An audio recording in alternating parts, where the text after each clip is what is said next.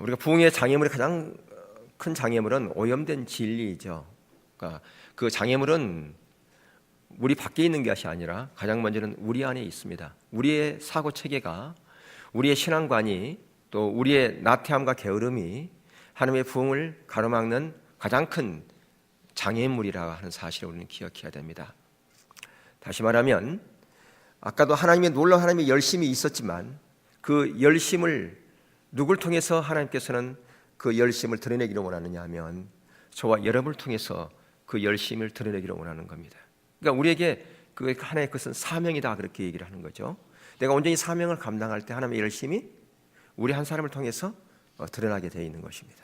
그런데 우리가 그것을 가로막는 장애물이 될 수 있다고 하는 것입니다. 내가 갖고 있는 잘못된 진리, 또 가치관, 그리고 나태함과 게으름, 이런 모든 것이 하나님의 부흥을 가로막는 장애물이 될 수 있습니다. 그래서 우리가 이런 부흥의 장애물에 대한 이런 부분들을 바로 인식하고 그래, 내가 이러이러한 부분이 나에게 장애물이 있었구나, 이걸 인식하는 것이 매우 소중합니다. 그런데 그것을 아무리 인식했다 할지라도 한 발을 내딛지 않으면 그것은 아무런 의미가 없어요. 여러분, 지식은요, 우리가 쉽게 얘기하면 두 가지 지식으로 이렇게 나눕니다. 죽은 지식과 산 지식. 그렇게 얘기해. 우리가 지금까지 다 들었던 얘기예요. 이론과 실제, 본질과 의식. 그러니까 의식은 산 지식이 될 수 없어요. 그럼 무엇만이 산 지식이 될 수 있는가? 본질만이, 실제만이 그게 산 지식이 될 수 있습니다. 어떤 사람이 공부를 열심히 많이 해가지고요, 박사학위를 10개를 받았어요. 근데 그 받은 그 박사학위, 얼마나 많은 지식이 있겠습니까? 근데 그 지식을 자기만 가지고 있어요. 그러면 그것은 죽은 지식이죠. 근데 어떤 사람은 공부를 별로 못했어요. 그래서 별로 아는 것 별로 없어요. 근데 그 아는 것 별로 없는데 그것을 가지고 다른 사람을 위해서 사용해. 그럼 그것은 뭐겠어요? 그것을 보고 사한 지식이라 그렇게 얘기를 하는 거예요. 어떤 사람은 정말 죽은 지식이 아주 가득한 사람이 있어요.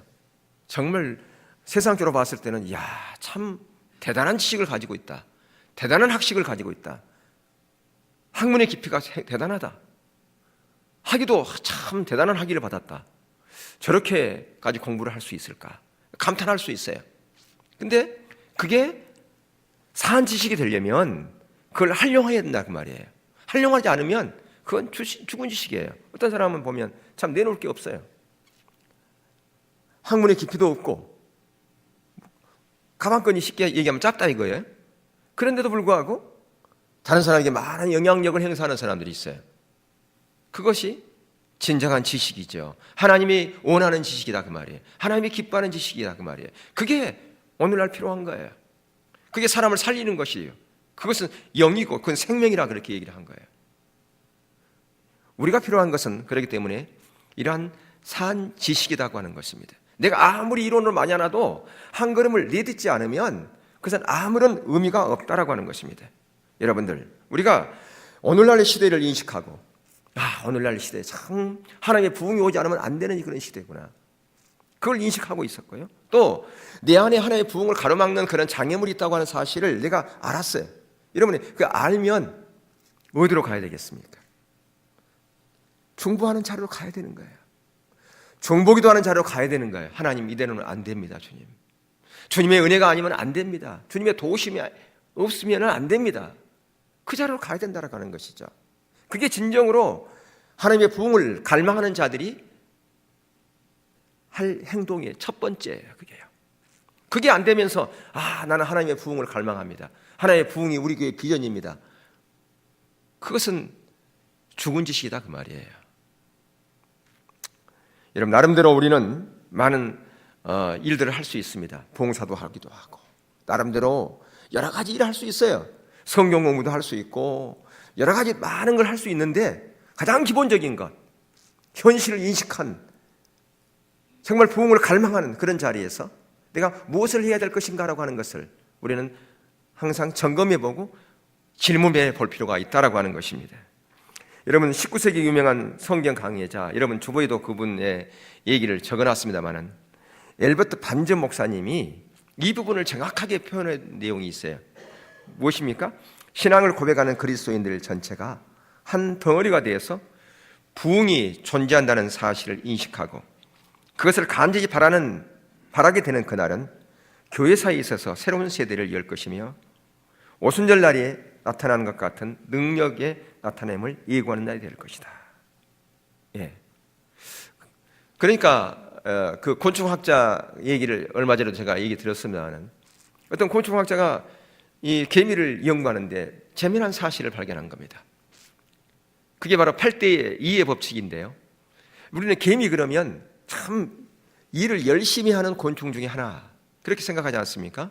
그런데 놀랍게도요 20%만 열심히 일하고 80%의 개미들은 일을 한 척 하면서 빈둥빈둥 놀더라는 거예요. 참 재미난 사실이잖아요. 그러니까 그 공동체가 유지되는 것은 20%에 의해 유지되더라는 거예요. 그리고 또 어떤 분이 그런 얘기를 했어요. 오늘날의 교회는 시내버스와 같다. 여러분 시내버스에서 탄 사람 중에서 목적지를 다 아는 사람은 그러니까 정거장을 다 알고 최종 목적지를 아는 사람은 딱 한 사람밖에 없어요. 누구요? 운전기사. 예. 옛날 같으면 안내양하고 그죠? 예. 대부분은 다 무엇만 알고 있느냐? 자기가 내릴 목적지. 그것만 관심은 그러니까 자기 중심이라는 거죠. 버스에 탄 사람들 대부분이 교회의 구성원 대부분이 자기 중심으로 신앙생활을 하더라는 거죠. 전체를 다 아우르는 사람은 소수에 불과하더라는 거죠. 오늘날 이게 한국 교회든 뭐 아니면 어떤 교회 공동체의 비극이다. 그렇게 얘기를 할 수가 있다라고 하는 거예요. 예. 근데 오늘 그 엘베트 반지 목사님이 한 얘기 뭐냐면 신앙 고백하는 그리스도인들 전체가 우리는 다 신앙 고백하지 않습니까? 한 덩어리가 되는 거예요. 한 덩어리가 된다는 것은 8대 2 법칙이 아니라는 거죠. 반대로 80%의 공동체가 한 비전으로 나가는 거예요. 이게 반대가 된다 그 말이에요. 예. 2대 8이 아니라 8대 2가 되는 거죠. 아니면 더 나아가서 10대 0가 되든지 이게 한 공동체 아니겠습니까? 한 덩어리가 돼서 부흥이 존재한다는 사실을 인식하고 그것을 간절히 바라게 되는 그날, 간절히 바라면 어디로 자리로 갈까요? 기도하는 자리로 가겠죠. 중보하는 자리로 가겠죠. 하나님의 뜻이, 하나님의 부흥이 이 땅 가운데 이루어지길 위해서 중보 기도하는 자리로 가게 되어 있습니다. 그게 간절한 소망이면 문제는 왜 오늘날 그런 자리로 못 가는가? 그거에 대한 인식이 부족하기 때문에 그 중요성에 대해서 알고는 있는데 절박함이 없기 때문에 우리가 그런 자리로 못 간다라고 하는 것입니다. 우리 교회의 첫 번째 비전이 다가오는 하나님의 부흥을 우리가 사모하고 그 부흥을 담는 그런 그릇으로 준비되는 것을 우리가 알고 있지만 그거에 대해서 인식이 없는 거예요. 인식. 그러니까 아는 것과 인식은 다른 거죠. 인식은 성령의 조명을 통해서 아는 것이 인식이에요. 그냥 아는 것은 그것은 그냥 내 지식적으로 내가 들어서 아는 거예요. 근데 성령의 조명으로 아는 것은 다르다 그 말이에요. 그것은 한 발을 내딛는 자로 가게 돼 있어요. 성령의 조명이 아닌 그런 모든 아는 것은 그것은 죽은 지식에 불과하다라고 하는 것입니다. 그러니까 우리가 새 시대의 비극 그게 뭐였어요? 예수님 시대의 비극이 있었어요. 예. 그다음에 에레미야 시대의 비극이 있었어요. 이사야 시대의 비극이 있었어요. 그게 구약 성경에서의 새 시대의 비극이에요. 그래서 이사야 시대의 비극으로 말미암아 그 북쪽 이스라엘은 아수르에 의해서 멸망을 당했지 않습니까? 남쪽 유다는 에레미야 시대에 바빌론에 의해서 멸망을 당했고 예수님 시대에 바로 이스라엘은 로마에 의해서 멸망을 당한 거라고 말이에요. 왜 그런 비극이 있었는가? 그들은 아는 것을 무엇으로 아는 것? 성경을 많이 아는 것, 그것이 하나님 아는 것으로 이게 대체돼 버린 거예요. 하나님을 안다고 하는 것이 가려져 버렸다는 거죠. 또한 하나님을 사랑하는 것도 자기들이 많이 봉사하면 섬기면 그게 하나님을 사랑하는 것으로 그렇게 여겼죠. 여러분 부부간에서도요. 밥 해주고 빨래 해주는 거 사랑하지 않아도 해줘요. 의무감으로.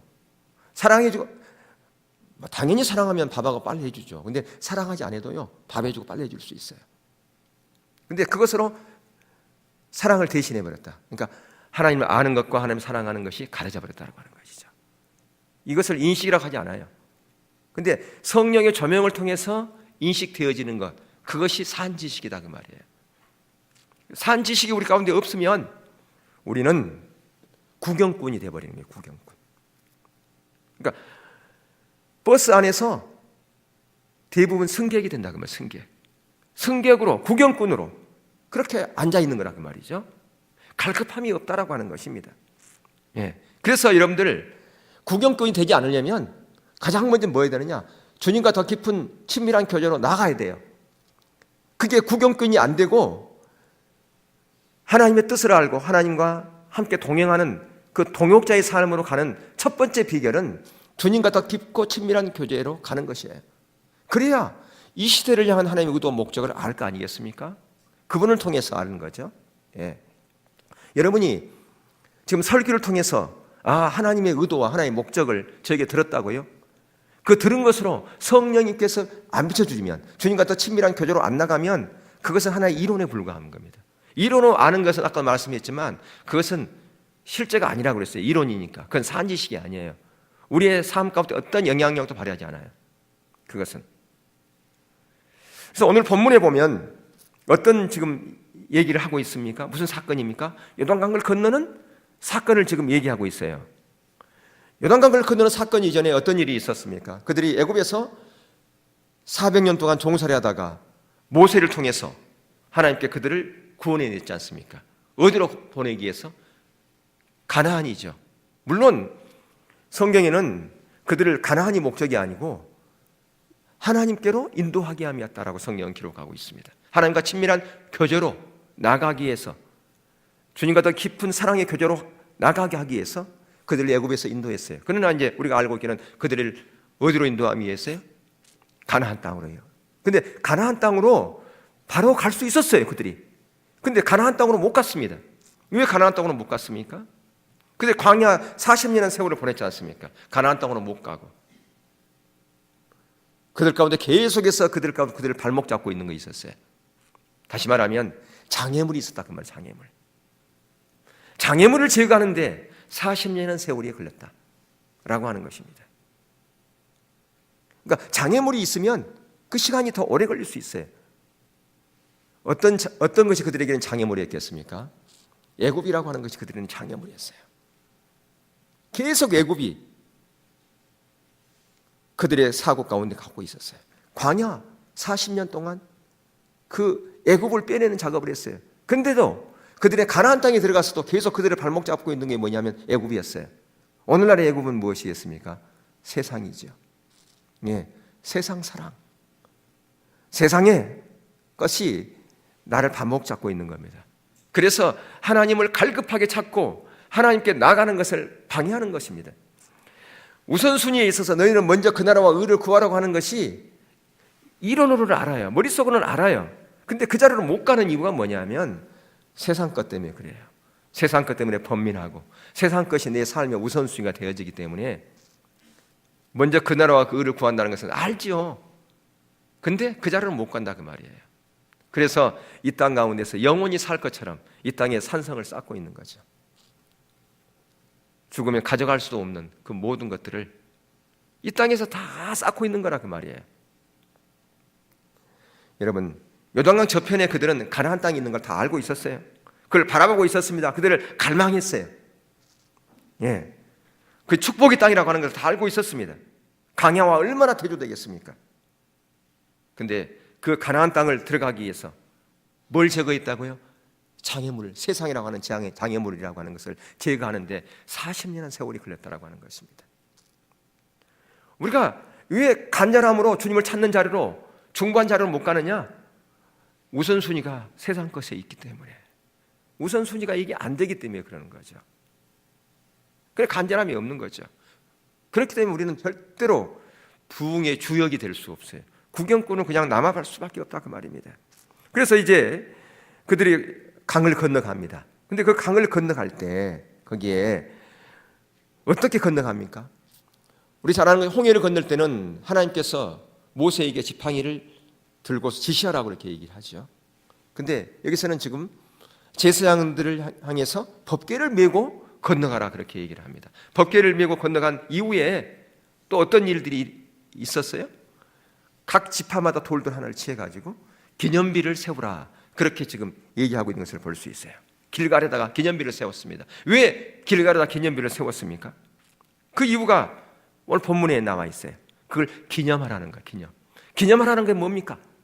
기념하라는 것은 계속해서 그것을 마음에 새기라 그 말입니다. 마음에 새길 뿐 아니라 그 하나님의 놀라운 역사를 갈망하라는 거 아니겠습니까? 그게 바로 기념비죠. 그리고 기념하는 거죠. 예. 다시 말하면 오순절날 일어났던 그 성령의 그런 놀라운 역사, 그리고 시대마다 있었던 하나님의 놀라운 부흥, 그 부흥을 갈망하라 그 말입니다. 하나님의 역사, 성경에서의 역사, 그 역사는 계속해서 재현되기 때문에 그걸 기념하고 그걸 마음에 새기고 갈망하라 그런 얘기입니다. 12돌을 세우라 하는 것은 바로 그것을 지속적으로 잊어먹지 말라는 거죠. 근데 어떻겠나요? 그들은 계속해서 그것을 기억했나요? 아니에요. 금방 잊어먹어버렸어요. 그들은 세상으로 빠져버렸다고 말입니다. 죄를 짓고서 반복해서 하나님은 그래서 그들을 징계합니다. 예. 왜 그들이 잊어버리겠습니까? 세상에 빠지면 세상 것이 우선을 두고 있기 때문에 기념하지 못했다 그 말입니다. 우리도 마찬가지예요. 하나님의 부흥에 대한 이 부분이 인식이 안 되는 이유는, 갈망이 안 되는 이유는 이것이 우선순위 안 되고 잊어버렸기 때문에. 무엇 때문에? 세상이 이루어 분주함 가운데 있기 때문에. 너희는 먼저 그 나라와 의를 구하라고 하는 것이 이론으로는 알지만 실제 안 되기 때문에 그렇다라고 하는 것이에요. 저게 최근에 이 부분에 굉장히 와닿는 부분이 저에게 있어요. 이런 부분을 좀 고민하고 있는 부분이 있는데요. 유대인들은 13살까지 자녀가 이렇게 태어나면 직장 생활을 안 한다고 그래요. 그러니까 직장 하다가도 얘가 생기면 직장 생활 안 해요. 얘가 태어나면. 몇 살까지요? 13살까지. 왜 그런 줄 아세요? 그들 교육시키기 위해서. 뭘로? 성경 말씀으로 양육하려고. 어머니가 직접 양육하는 거예요. 그래서 3살, 4살부터 세마 테필린 교육을 시키는 겁니다. 성경 암송을 시키는 거예요. 그리고 그 성경 가지고 서로 토론하는 거예요. 엄마하고 얘들하고 토론하는 거예요. 그걸 하는 거예요. 그러니까 그들은 사교육비가 들 리가 없어요. 이 한국은 적게 달라고 그러느냐? 사교육비가 많이 들어가니까. 그러니까 직장 생활하고 많이 안 낳고 이게 반복되어지는 거죠. 근데 그들은 3살, 4살부터 성경 암송 테필린 교육을 시키니까 얘들 머리 구조가 완전히 암송 구조로 바뀌어가지고 2차선에서 20차선으로 돼버리니까 머리가 가해를 시킬 필요가 없는 거죠. 구조 자체가요. 머리 자체가 비상하게. 그러니까 그들은 학교에서도 노트 필기를 안 하는 거죠. 이게 머릿속에 다 들어와 버리니까. 천재머리로 바뀌어버린 거 아니겠어요? 예. 그런 부분에 있어서 참 우리가 우리 믿는 사람으로부터 이거 개혁을 이루어야 되겠다. 바뀌어야 되겠다. 사고 체계가. 이런 생각을 이렇게 해봅니다. 그래서 어떻게 해야 될 것이, 이게 교회에서 그런 부분을 어떻게 해야 될 것인가, 그런 고민이 되어지고 있어요. 예, 그래서 이런 생각을 해봤어요. 그러면 그들은 13살까지 뭐 하냐? 홈스쿨 시키거든요. 홈스쿨.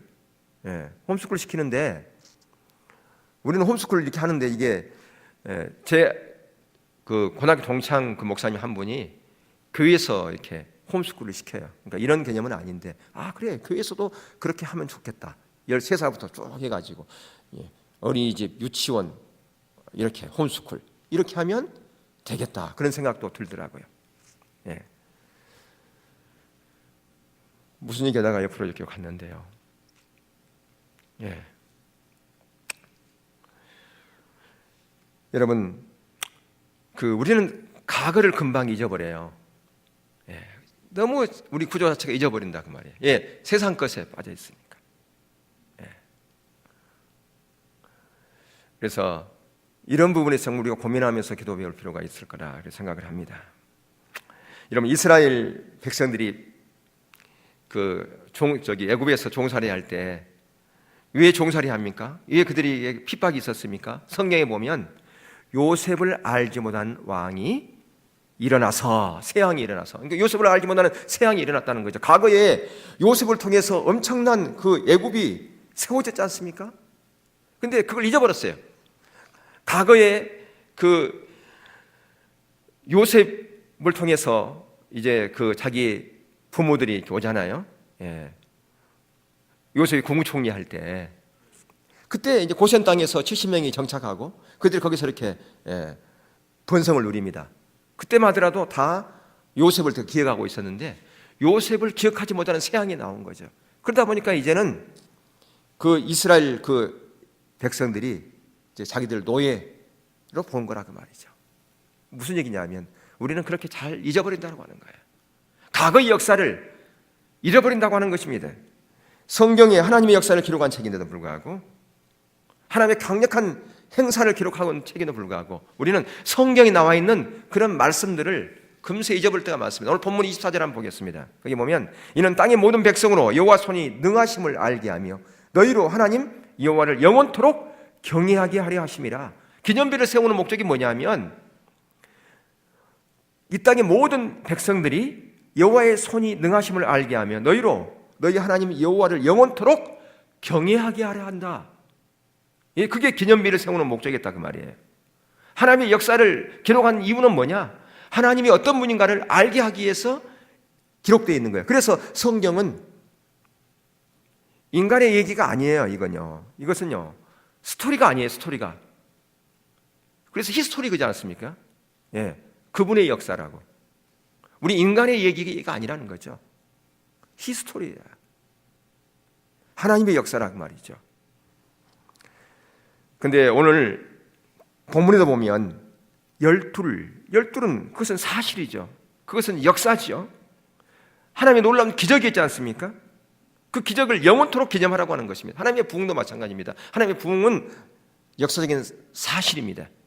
오순절날 마가다락방에서 성령이 강력하게 임한 그 사건의 재현들이 18세기 에일즈에 일어났고요, 19세기 미국에서 일어났고, 가깝게는 1907년 우리나라 평양에서 일어났다고 하는 것입니다. 이 역사적인 이 사건들, 이것이 수세기 동안 계속해서 우리는 일어났다는 것을 볼 수가 있고요. 그것은 한 번, 두 번으로 끝나는 것이 아니라 계속해서 재현된다. 그렇기 때문에 기념하라고 하는 것이죠. 그래서 갈망하라고 말입니다. 기념하라고 하는 것은 뭐냐? 갈망하라고 하는 것이죠. 오순절날 일어났던 그 성령의 사건을 갈망하라. 그래서 에일즈에서도 일어났고, 미국에서도 일어났고, 그리고 인도에서도 일어났고, 중국에서도 일어났고, 우리 저 평양에서도 일어났다. 이건 반복되어지는 것이니까 그것을 갈망하라, 그걸 기념하라 그 말입니다.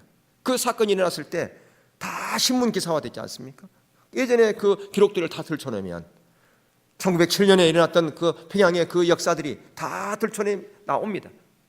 어떻게 일어나, 학교에서 일어났던 일, 시장에서 일어났던 일들, 그런 것들이 아주 생생하게 그렇게 되었던 것을 볼 수 있습니다. 학교 가는 학생들이 학교만 가면 막 울기 때문에, 딱 책상을 치면서 회개하고 울기 때문에 수업을 못했어요. 일주일 동안 학교가 휴교가 되는 그런 일들이 일어났단 말이에요. 그런데 이러한 부흥의 공통적인 특징들, 그것은 바로 하나님께서 오늘 본문에서 말씀하고 있어요. 요단강에서 행하신 그 일은 과거에 어디서 일어났던 일과 같다고요? 홍해에서 일어난 일과 똑같다고 여호수아가 지금 그렇게 얘기하고 있어요. 지금 여호수아가 지금 요단강 건너는 사건을 얘기하면서 과거에 홍해에서 일어난 사건을 지금 가지고 온단 말이죠. 예. 하나님의 역사는 계속해서 반복되어진다고 하는 것을 지금 거기서 강조하고 있는 것을 볼 수 있습니다. 시대나 나라나 문화가 다르다 할지라도 하나님의 놀라운 그 역사들은 지금도 반복되어지고 있다라고 하는 것입니다. 예. 하나님의 부흥이 일어날 때, 그래서 교회 공동체는 하나님의 놀라운 그 은혜로 말미암아 생동감이 넘쳤고요, 기쁨이 넘쳤고, 예, 그들이 모두가 살아나는 그런 역사들이 일어났어요. 그런데 이 하나님의 부흥이 일어나려면 가장 먼저 어디부터 일어나느냐? 교회 공동체 안에, 교회 안에부터 그런 일들이 일어난다 그 말입니다. 그래서 교회 공동체 그 안에서 생명들이 살아나는 역사들이 일어나는 것이죠. 그것을 바로 뭐라고 그러냐? 회복이다, 그렇게 얘기를 하면 회복. 그래서 하나님의 부흥은 회복이 있어야 하나님의 부흥이 온다. 회복과 부흥은 동전의 양면과 같이 같이 가는 것이다. 근데 그 회복이 되려면 그 회복에 불씨를 붙이는 게 뭐냐? 그게 중보기도라는 말이에요. 그냥 회복이 되어지는 게 아니라 그 회복이 되어지는 불씨를 붙인 자들이 뭐냐? 그게 중보기도자들이, 그게 바스꾼의 역할이야 그 말이에요. 그 바스꾼들을 통해서, 그 중보기도자들을 통해서 그 회복의 불씨가 일어난다고 하는 것이에요. 그냥 회복되는 것이 아니라, 그냥 부흥이 일어나는 것이 아니라 반드시 불을 붙이는 자가 있다라고 하는 거예요. 중보기도하는 자가 있게 돼 있다. 그래서 그들을 통해서 불이 붙어지고 영혼이 사라지는, 영혼이 사는 그런 일들이 일어나게 된다라고 하는 것이죠. 그래서 부흥의 진수라고 하는 것은 뭐냐? 부흥의 진수는 성령님께서 임하신 사건이죠. 그냥 임한 것이 아니라 소낙비와 같이 강력하게 임하는 것이 바로 하나님의 부흥 아니겠습니까? 이렇게 성령님께서 임하시면 그 하나님의 놀라운 은혜와 그 임재가 공동체 안에 가득하게 돼 있어요. 교회 공동체 안에만 가득한 게 아니에요. 그게 그 임재가 흘러가게 돼 있습니다. 어디로요? 가정으로 흘러가게 돼 있고요. 불신 세계로 그게 흘러가게 돼 있습니다. 그게 하나님의 부흥이죠. 근데 이런 부흥의 보편적인 특징이 7가지로 좀 나열해 보려고 그러는데요. 이런 부흥의 보편적인 특징을 가장 먼저 뭐냐? 하나님의 거룩함에 대한 인식이 먼저 되어진다고 하는 겁니다. 부흥이 임하면 사람들이 영적인 것을 의식하기 시작할 뿐 아니라 전에는 관심을 갖지 못했던 그런 영적인 일에 관심을 갖게 됩니다. 그래서 성령의 조명을 통해서 영적인 것이 또렷하게 인식하게 되는 거죠. 그동안에는 그냥 이론으로는 수없이 들었어요. 근데 수없이 들었는데 시간을 10년 가고 20년 가도 그냥 이론일 뿐이었어요. 근데 어느 날 그것이 마치 황금 글자가 튀어나온 것처럼 인식하게 되는 거예요. 그게 가슴으로 쏙쏙 들어온다 그 말이에요. 그동안에는 이론에 불과했던 것이 실제가 되는 그런 자리에 가게 되는 거예요. 그게 바로 부흥의 보편적인 특징 첫 번째입니다. 그게요. 성령님께서 우리 마음의 문을 열고 들어오셔서 마음 문을 닫게 해주시는 거예요. 마음을 박혀져 가지고 이론적인 그 모든 사실들이 실제가 되는 그런 자리에 간다 그 말입니다. 영적인 것이 분명하게 인식되는 그런 자리에 가게 되는 것이죠. 그래서 주님의 능력을 느끼기 시작합니다. 하나님의 영광이 거룩함을 인식하게 되어지는 거예요. 갑자기 하나님의 영광을 본 이사야 선지자처럼 그런 고백을 하게 되는 겁니다. 이사야 선지자가 그가 하루는 제사를 집전하다가 하나님의 영광을 보지 않습니까? 그래서 그가 뭐라고 고백합니까? 이사야서 6장 5절에 하루다 나는 망하게 되었도다. 나의 입술이 부정한 사람이요. 입술이 부정한 백성에게 부정한 백성 주에 거하면서 만군의 여호와하신 왕을 배웠다. 그러면서 그렇게 고백하고 있어요. 자기의 모습을 보면서 하루다 내가 망하게 되었다. 그런 이사야의 그런 고백을 하게 된다라고 하는 것입니다. 그게 바로 하나님의 부흥의 보편적인 특징 첫 번째. 그래서 하나님의 거룩함과 하나님의 그 영광, 하나님의 위엄, 그것을 인식하게 되어서 하나님 앞에 정말 예배드리도 그냥 예배드리는 거예요. 그냥 하더라도 그냥 건성으로 예배드리는데 그냥 시간 때우기 위해서 왔는데 이제는 자세가 달라지는 거예요. 하나님 앞에 거룩함으로 서게 된다는 말이에요. 두 번째, 전적인 무능함을 발견하게 됩니다. 하나님의 임재가 우리 가운데 부어지기 때문에 그 하나님의 거룩한 임재 앞에서 철저하게 자신의 무능함을 보게 됩니다. 하나님의 위엄 앞에서, 하나님의 영광, 하나님의 거룩함 앞에서 자신의 현주소를 보게 되는 거예요. 나의 현주소가 이것밖에 안 됐구나. 전적으로 내가 무능할 뿐 아니라 전적으로 내가 가치 없는 존재구나. 그걸 보게 된다라고 하는 것이죠. 마치 세리처럼 얼굴을 들지 못하고 저는 죄인이오니 하나님의 은혜가 아니면, 하나님의 긍휼을 아니면 저는 설 수 없는 존재입니다 라고 하는 것처럼 그렇게 납작 엎드리게 돼 있다 그 말입니다. 그전만 하더라도 모든 것이 자기 때문에 된 것처럼 기고만장했습니다. 자신만만했습니다. 그런데 하나님의 부흥 가운데서 하나님의 부흥이 오면 그 모든 것이 다 쓰레기에 불과하고 허접 쓰레기에 불과한 것이다 라고 하는 것을 인식하게 되는 거예요. 아무것도 아닌 것을 자랑하고 그것을 내세웠다고 하는 거예요. 전적인 무능과 절망 속에서 하나님의 사랑과 하나님의 긍휼 앞에 자신의 모든 것을 올려놓게 된다 그 말입니다. 정말로 주님의 은혜가 아니면 안 되는 것을, 주님의 도움이 아니면 안 되는 것을, 주님의 은혜와 도움 없으면 저는 설 수 없습니다. 그런 자로 간다라고 하는 거죠. 세 번째, 부흥의 그 보편적인 특징 세 번째 뭐냐? 사랑에 대한 분명한 관점을 보게 되는 겁니다. 하나님의 사랑에 대한 관점. 그리고 십자가에 대해서 바로 인식하게 됩니다. 주님께서 우리를 위해서 십자가에 지신 그 사건, 그 죽으심, 그것이 분명한 성령의 조명을 통해서 그걸 보게 된다고 말입니다. 십자가의 의미를 그동안 이론은 알았어요. 하나님의 사랑에 대해서 알았어요. 근데 성령의 조명을 통해서 그게 바로 인식하는 바른 관점을 갖게 되는 것이다 그 말입니다. 그래서 요한복음 3장 16절을 우리는 잘 알고 있지 않습니까? 하나님이 세상을 이처럼 사랑하사 독생자를 주셨으니 이는 저를 믿는 자마다 멸망치 않고 영생을 얻게 하니. 여기서 이처럼이라고 하는 것이 또한 몰랐어. 이처럼이 뭐야?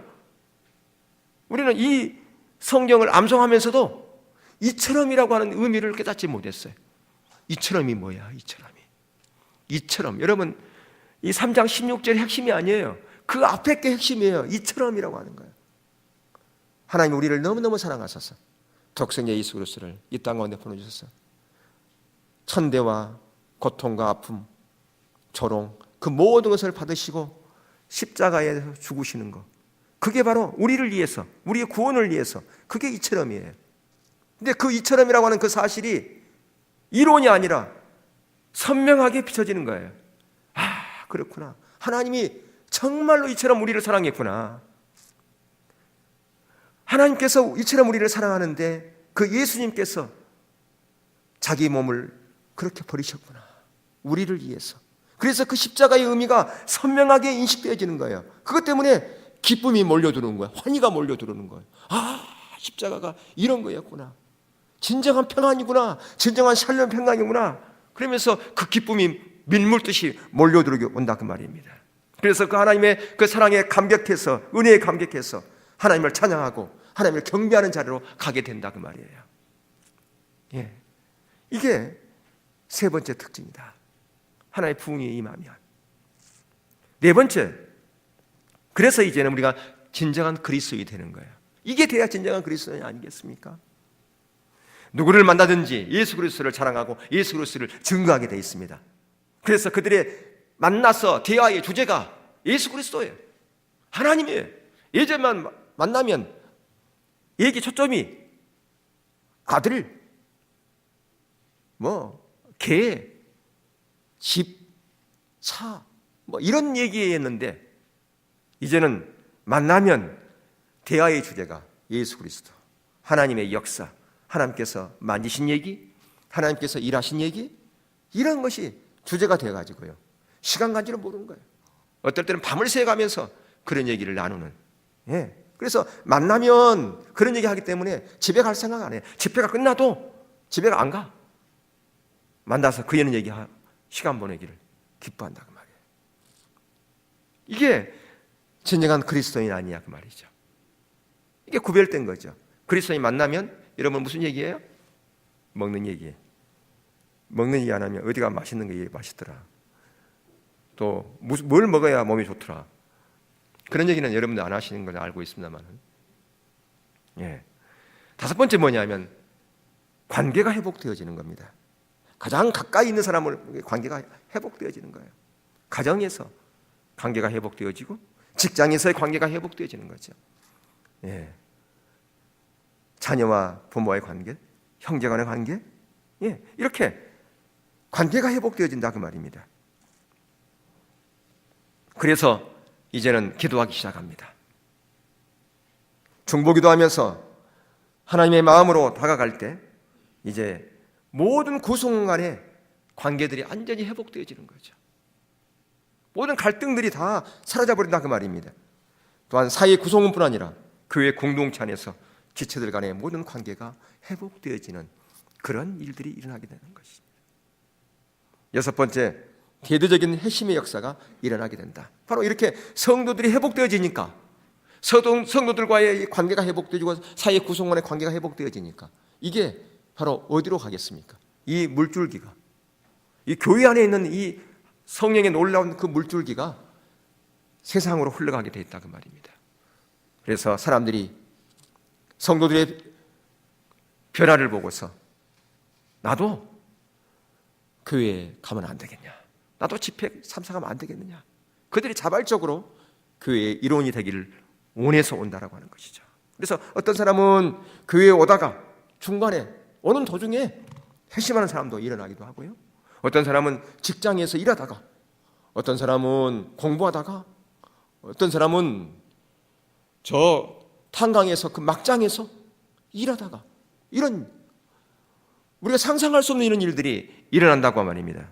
그래서 그것이 한두 명이 아니라 수천의 사람들이 이렇게 대대적으로 회심하는 그런 일들이 일어나게 되는 것이죠. 이게 하나님의 부흥 때에 일어난 일입니다.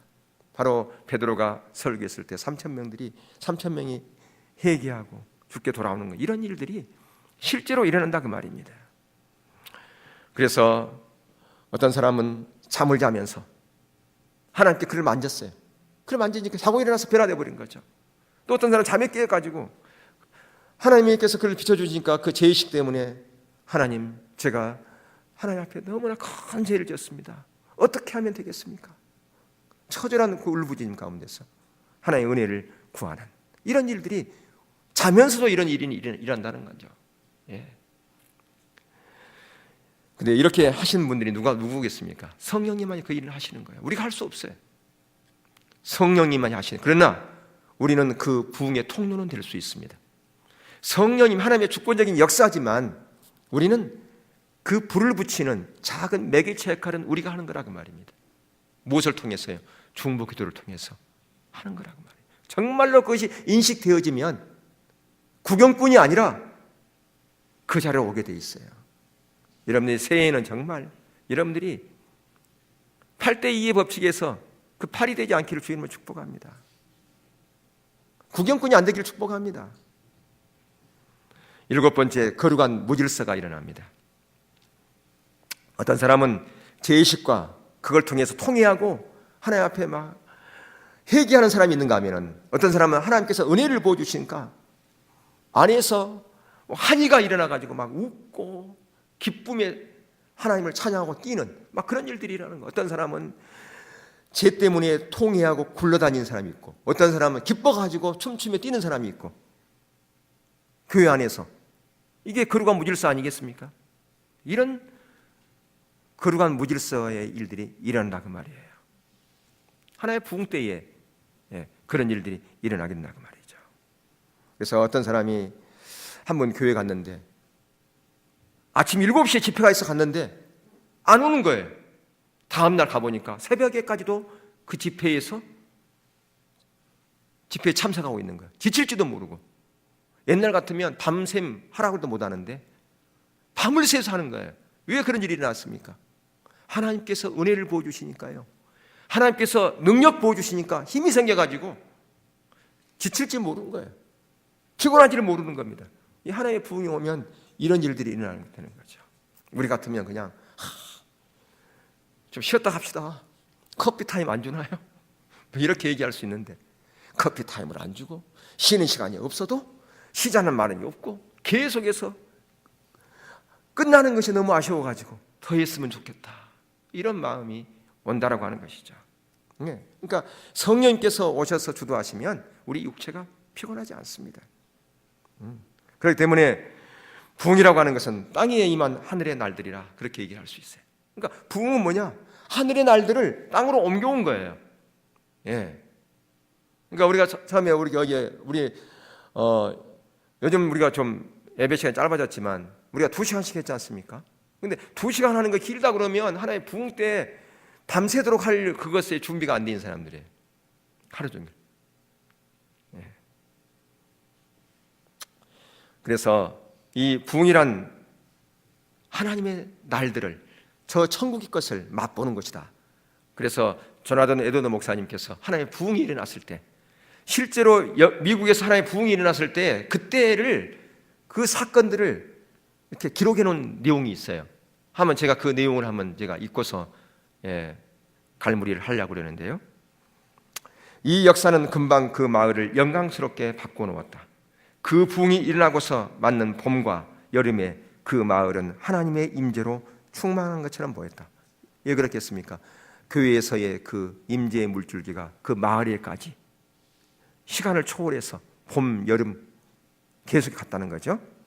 그전에는 그때처럼 사랑이 충만하거나 기쁨이 충만하거나 그처럼 비통함으로 충만한 적이 없었다. 거의 모든 집마다 하나님의 임재를 나타내는 주목할 만한 표정이 보였다. 가정 식구들마다 자기들에게 찾아온 구원으로 말미암아 기쁨을 누리고 있었다. 부모들은 자기 자녀들이 새로 난 것을 즐거워하고 있었고, 남편들은 자기 아내가 새로 나고, 아내들은 자기 남편들이 새로 태어난 것을 기뻐하고 있었다. 하나님의 행하심이 그의 성소에서 드러났다. 하나님의 날은 기쁨의 날이었고 그 장막은 온화했었다. 공적으로 모인 모임은 아름다웠다. 회중들은 하나님께 예배를 드리면서 살고 있었다. 누구나 공적인 예배에 참여하는 일에 전력했다.